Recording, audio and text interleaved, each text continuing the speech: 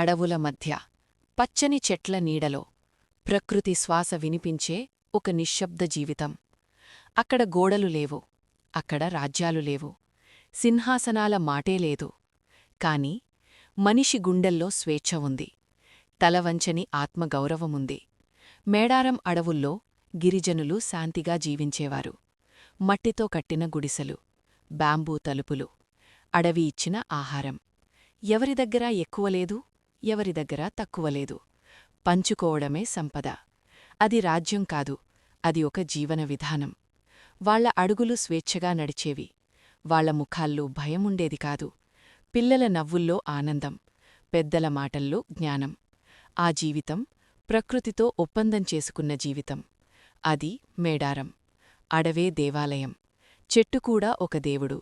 ప్రతి దారి, ప్రతి చెట్టు ఒక కథ చెప్పేది. ఆ అడవుల్లో ఒక శక్తివంతమైన మహిళ ఉంది. ఆమె పేరు సమ్మక్క. ఆమె రాణి కాదు, ఆమె యోధురాలు కాదు, కాని ఆమె మాటే గిరిజనులకి దారి. సమ్మక్క వాళ్లకి తల్లి. ఎవరైనా బాధపడితే ముందు కనిపించేది ఆమెనే. ఆమె చూపులో భయం లేదు, ఆమె నడకలో గర్వముంది. ఆమె కుమార్తె సారక్క. తల్లిలాగే ధైర్యం, తల్లిలాగే నిజం. యువతకి ఆశ. అన్యాయం చూసినప్పుడు నిశ్శబ్దంగా ఉండని మనసు. ఈ స్వేచ్ఛని రాజ్యం తట్టుకోలేకపోయింది. మన ఆదేశాలు లేనిచోట మన అధికారం ఎలా నిలుస్తుంది అని రాజు ఆలోచించాడు. అడవిలోకి తన శక్తిని పంపించాడు.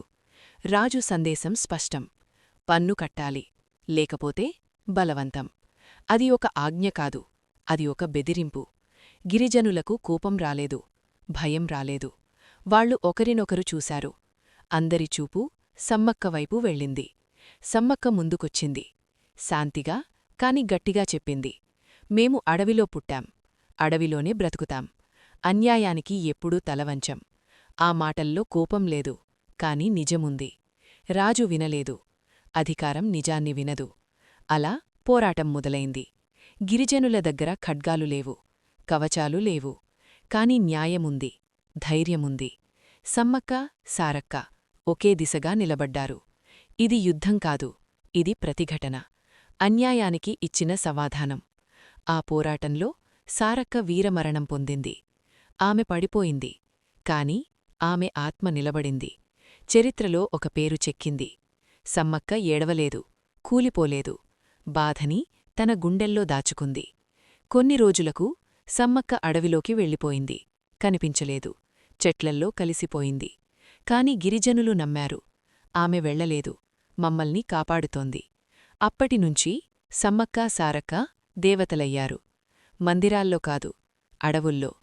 ప్రతి 2 సంవత్సరాలకోసారి మేడారం జాతర. లక్షల మంది వస్తారు. రాజులు కాదు, పేదలు కాదు, అందరూ సమానం. సమ్మక్క, సారక్క మనకు నేర్పింది ఒక్కటే: అన్యాయం ఎదురైతే నిశ్శబ్దంగా ఉండకూడదు. ధైర్యముంటే చరిత్ర మారుతుంది.